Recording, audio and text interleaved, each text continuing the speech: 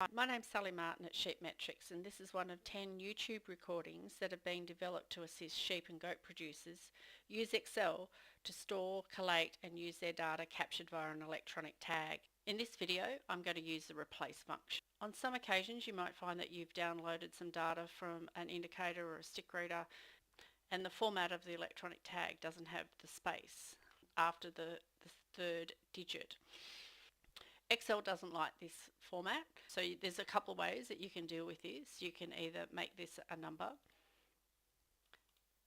or you can insert a space after the third digit. So normally that would be, you would normally see this type of format for an electronic tag.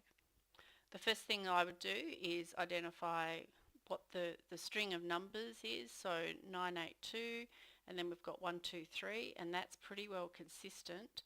If we go to the bottom of this file, it's pretty well consistent, yes, all the way down. So to make sure that there's no other 982s in here, I'm going to highlight the cell, go up to find and select, and I want to replace. And then I want to find 982, 123. If I just put 982 and there's other 982s in the electronic tags, it will put a space after any combination of that. So I want to go 982 space 123.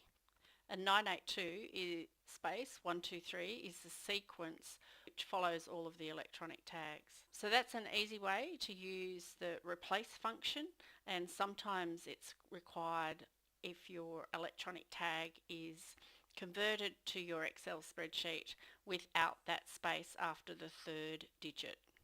I hope this has been helpful. Thank you.